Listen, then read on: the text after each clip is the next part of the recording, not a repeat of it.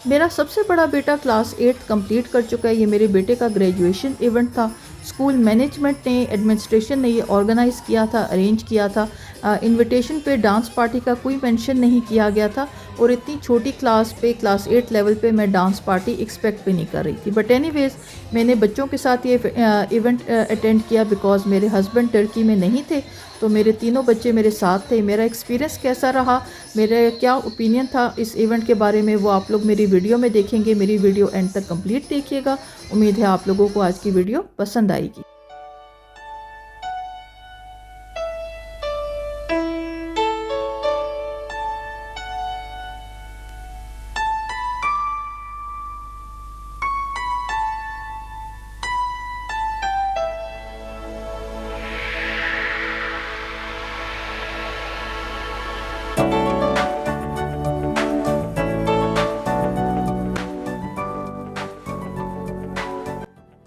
अस्सलामुअलैकुम my YouTube family, क्या हाल चाल है आप सब लोगों का। मैं मलिहा आरिफ इस्तांबुल से बात कर रही हूँ। आई होप आप सब लोग खैरियत से होंगे। मेरी आज की वीडियो का टाइटल आप लोगों ने थंबनेल पे देख लिया होगा। मेरा बेटा क्लास 8 कंप्लीट कर चुका है। उसका मैं ग्रेजुएशन इवेंट टर्की में जो हुआ वो आप लोगों से शेयर करूंगी। वैसे तो टेक्निकली क्लास 8 का कोई ग्रेजुएशन इवेंट नहीं होता, बट टर्की में ये है कि इस दफ़ा ओवरऑल पब्लिक की तरफ से क्रिटिसाइज़ भी बहुत किया गया और जनरली भी यहाँ ऐसे होता है कि मॉन्टेसरी भी अगर बच्चे अपनी कंप्लीट कर रहे हैं तो उनका ग्रेजुएशन इवेंट है, क्लास 4 कंप्लीट कर रहे हैं तो उसका ग्रेजुएशन इवेंट है। टर्की में एजुकेशनल सिस्टम जो है वो इस तरह है कि 1 to 4 जो क्लासेस हैं, जिसको प्राइमरी स्कूल बोलते हैं, इसको टर्किश लैंग्वेज में ये लोग इल्क ओकुल बोलते हैं। तो 4 क्लास बच्चों ने 4 क्लास का सेट कंप्लीट किया तो उनका ग्रेजुएशन इवेंट हुआ। फिर 5 to 8 क्लास सेकेंडरी स्कूल है, जिसको टर्किश लैंग्वेज में औरता उकुल बोलते हैं, तो क्लास 8 कंप्लीट करने पे ग्रेजुएशन इवेंट हुआ। तो इस दफ़ा सोशल मीडिया पे बड़े इंटरेस्टिंग वीडियोस भी शेयर की गई, जहाँ पर एक मॉन्टेसरी टीचर हैं, उन्होंने बच्चों के हाथों पे रेड कलर के रिबन्स पकड़ाए हुए हैं, ख़ुद बुके पकड़ा हुआ है और वो रिबन काट रही है रोते हुए। तो बहुत ही ज़्यादा हैवी क्रिटिसिज्म फेस करना पड़ा उन टीचर्स को, सोशल मीडिया पर, स्कूल एडमिनिस्ट्रेशन को, कि बहुत एग्जेजरेट कर दिया गया। बट एनीवेज़ इस इवेंट पर आते हैं। शुरू में जब मैं एंटर हुई तो मैंने तो बेटे पर जब मैंने सूरत हाल देखी, ड्रेसिंग की, फ़र्स्ट ऑफ़ ऑल मैं बड़ी नॉर्मल ड्रेसिंग में गई थी।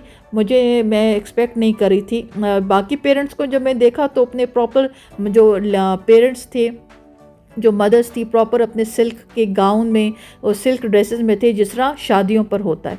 तो मुझे कुछ आइडिया हुआ कि अच्छा, जब कभी फ्यूचर में अब दोबारा नेक्स्ट कोई ग्रेजुएशन इवेंट होगा तो पेरेंट्स इस तरह ड्रेसअप होके आते हैं। मैं एक्सपेक्ट करी थी कि जो ग्रेजुएशन इवेंट इन्होंने रखा है बेसिकली पेरेंट्स को इकट्ठा करने के लिए और पेरेंट्स के साथ स्कूल एडमिनिस्ट्रेशन का एक इंटरेक्शन होगा, बिकॉज अ काइंड ऑफ एक फेयरवेल इवेंट है।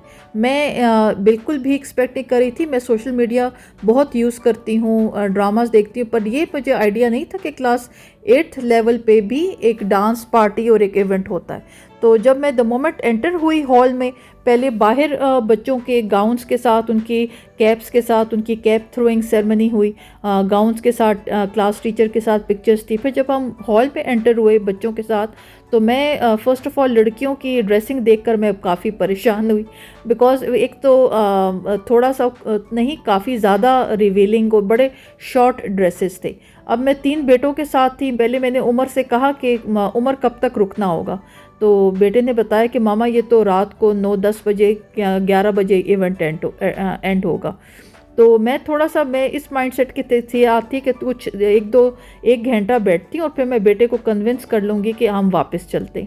तो पहले तो ये हुआ कि मैं बिल्कुल बेटे के सामने जो एक चेयर थी, टेबल थी, मैं वहाँ बैठ गई और मेरी बिल्कुल चील की आंखें थी अपने बेटे पर कि मैं उसको बिल्कुल एक्सरे की निगाहों से देख रही थी। पहले वो शुरू में, अब जो बेटे के साथ बैठा है बच्चा, वो बेटे का फ्रेंड है, तो बेटा अब गेम्स के साथ, वो दूसरा बच्चा मोबाइल आया हुआ था, ये गेम्स खेलते रहे। अब आप लोग नोट कर रहे होंगे कि बेटा जब जब मुझे देखता रहा तो बड़ा कॉन्शियस होता रहा। अब मैं जितनी स्ट्रिक्ट पेरेंट हूँ, मैं बिल्कुल भी नहीं एक्सपेक्ट कर रही थी कि मैं, मतलब बेटा मेरा यहाँ क्या कर रहा है, क्यों इन लड़कियों को इस तरह कपड़ों में देखेगा। तो पहले तो मैं बहुत एज अ स्ट्रिक्ट मदर, एक देसी पेरेंट, मैंने बिल्कुल सामने चेयर रख ली अपनी और दूर कैमरा जूम करके मैं बेटे को ऑब्जर्व करती रही। बेटा मुझे देखता रहा इस सारे प्रोसेस में। फिर मैंने आहिस्ता आहिस्ता अपने आप को क्वेश्चन किया कि कल को ऐसा ना हो कि बेटा मुझे कहे कि मामा ये मेरा इवेंट था, आपने मुझे इंजॉय करने नहीं दिया। एक और बात भी माइंड में आई कि कहते हैं ना, हम अपने बच्चों को रंगे हाथों पकड़ें, तो मुझे था कि ऐसा ना हो कि बेटा मेरी वजह से कॉन्शियस हो रहा हो और मुझे देख कर रिजर्व हो, तो मैं थोड़ा सा साइड पर हो जाती। तो शुरू में खाने के टाइम और ये जब सारा होता रहा इवेंट, क्लास सारी जो क्लास टीचर के साथ पिक्चर्स हुई, ग्रुप फ़ोटो हुई, ये जो बेटी की क्लास टीचर हैं जो, और ये सारी क्लास है, बेटी की क्लास 8, तो सेक्शन वाइज पहले सबके ग्रुप फ़ोटो हुए। तो शुरू में तो मैंने जिस तरह बताया, मैं बिल्कुल बेटे को सामने बैठी रही और मैं बहुत डिस्टर्ब और परेशान थी, बिकॉज़ कुछ फैमिलीज़ के लिए, कुछ पेरेंट्स के लिए बिल्कुल नॉर्मल बात होगी, मेरे लिए बिल्कुल भी नहीं है। मैंने प्रीवियस वीडियो में मेंशन किया था और अब बताती, दोबारा मैं रिपीट कर दूं, मैंने अपने बेटों की तरबियत ऐसे की है जिस तरह बेटियों की करते हैं। मेरे बेटे आज तक मेरी मर्ज़ी के बगैर अपना, उनको इजाज़त नहीं है कोई, इवन वो कपड़े, उनका खाना, हर चीज़ मेरी मर्ज़ी का है। आई नो ऐसा नहीं होना चाहिए, बट आहिस्ता आहिस्ता मैं बच्चों को फ्रीडम दूंगी, बट इस फ्रीडम का ये मतलब नहीं है कि मैं ये एक्सपेक्ट करती अपने बेटे से कि वो इस ग्रेजुएशन इवेंट को इस तरह एंजॉय करता जिस तरह बाकी बच्चे कर रहे थे। तो जिस तरह मैंने बताया, शुरू में तो मैं बिल्कुल बेटे के बिल्कुल सामने बैठी रही, तो मैं बिल्कुल बेटे की हर मूवमेंट नोट कर रही थी और देख सकती थी। फिर मैंने कुछ देर बाद अपनी लोकेशन चेंज कर ली, जस्ट टू सी कि बेटा किस तरह ऑपरेट करता है। जो सबसे छोटा बेटा है वो बहुत ज़्यादा डिस्टर्ब हो रहा था, जो हो रहा था कि मामा उमर हमारे साथ क्यों नहीं बैठा हुआ।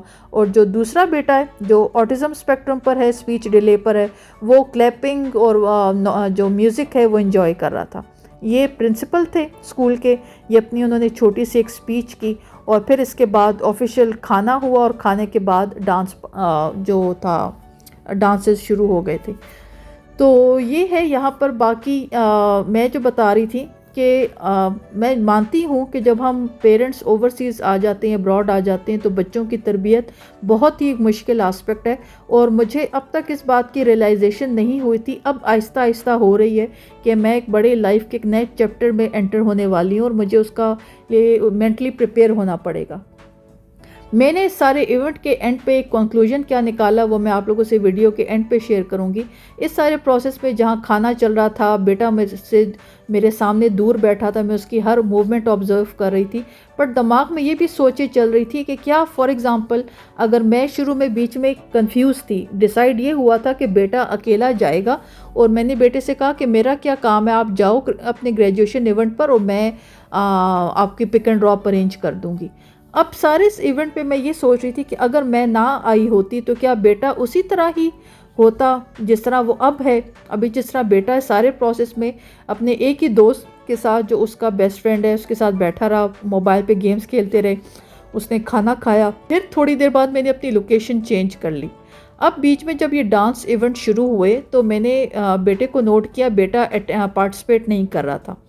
तो मैंने बेटे को बहुत हिम्मत करके मैंने कहा कि उमर आप जाओ, आप भी कर लो। तो उसने कहा कि मामा आपको पता है मुझे डांस नहीं आता। तो मैं कहा वो कुछ नहीं कर रहे, वो सिर्फ हाथ पकड़ के सर्कल में गोल गोल घूम रहे हैं, क्लैपिंग कर रहे हैं, तो आप कर लो।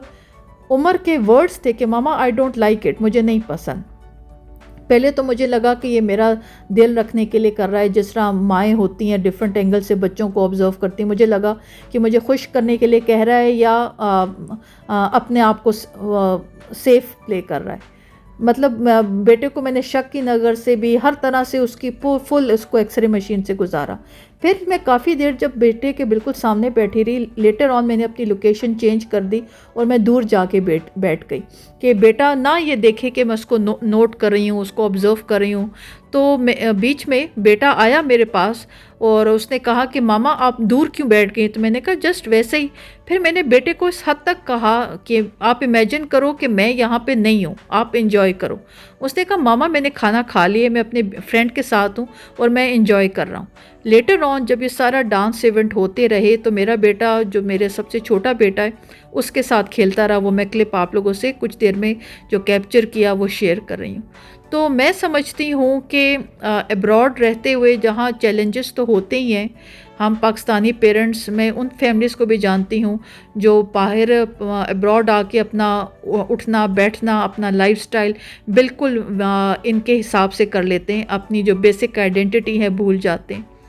मैं ये बात कहती हूँ, इसको नेगेटिव सेंस में लेने वाली बात नहीं है।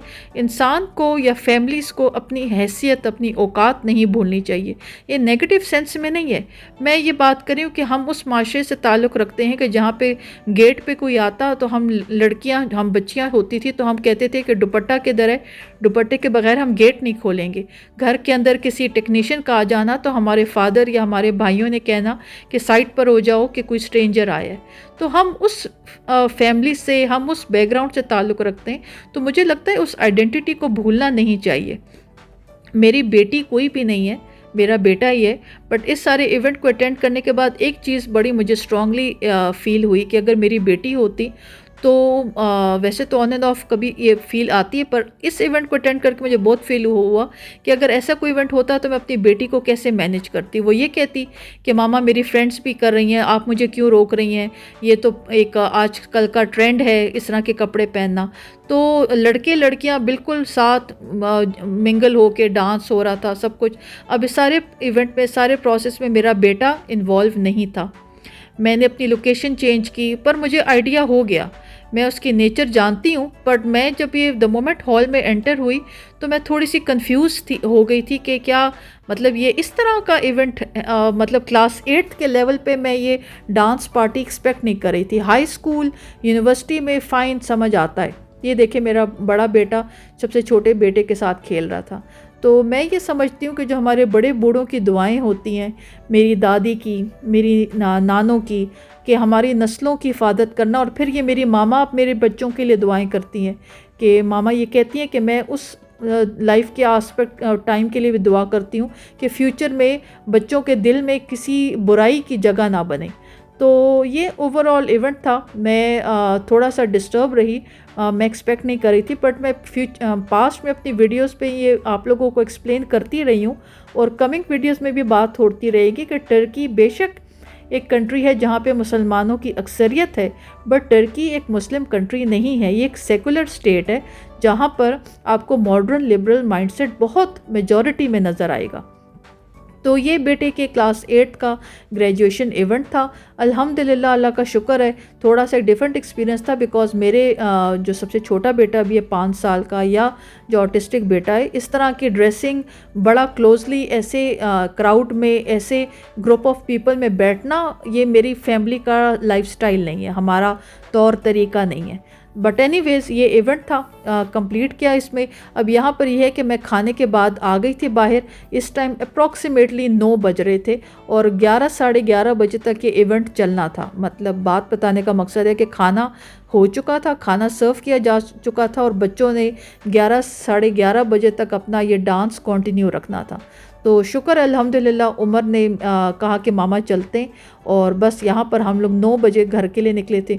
डांस अब कोई डांस पार्टी के लिए कोई रुकने की कोई रीज़न नहीं थी, बिकॉज़ मैंने बेटे को हर तरह से इनकरेज भी कर दिया कि कुछ नहीं होता, आप इंजॉय कर लो, बट उसने कहा नहीं मामा, आई एम ओके। तो ये मेरी आज की एक वीडियो थी। बहुत मैं इमोशनल भी थी बिकॉज़ बेटा बड़ा माशाल्लाह माशाल्लाह खूबसूरत प्यारा लग रहा था। लास्ट में एक वीडियो शेयर करूँगी, बड़ी प्राइवेट पर्सनल है। जब बेटा छोटा था तो बेटे की एजुकेशन मैंने शुरू में मॉन्टेसरी के घर पे शुरू की थी। ये बेटे का, बड़े बेटे का जर्नी यहाँ से शुरू हुआ और माशाल्लाह अब वो अपनी क्लास से 8th कंप्लीट कर चुका है। वक्त बहुत तेज़ी से गुजर रहा है।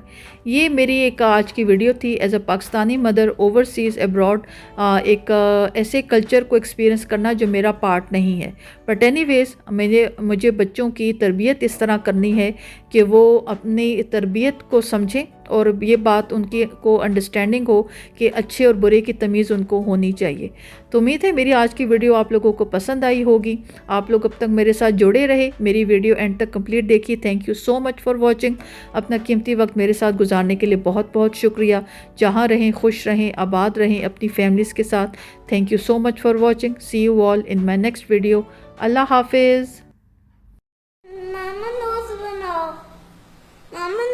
ये तो ईयर हो गया ना, ये ईयर है।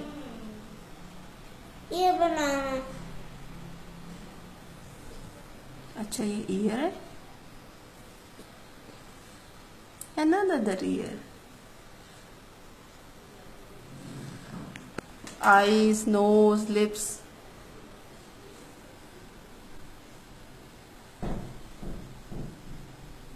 lips, पहले तो लिप लिप लिप बनाएंगे। अभी हैंड्स बनाओ, फुट बनाओ, हाथ बनाया। हाथ बनाया, हाथ बनाया। Foot, foot. फुट किधर है? ये foot. Circle foot. Wow, What is the father name? Arif Saeed. शाबाश. And what is your mother name? What is the mother name? Maliha Arif. शाबाश. अच्छा, what is your younger brother name? What is the younger brother name?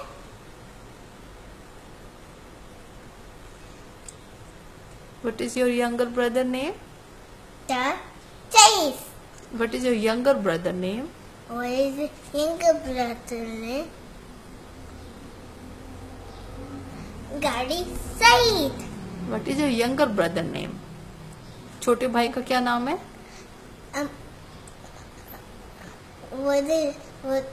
What is your younger brother name?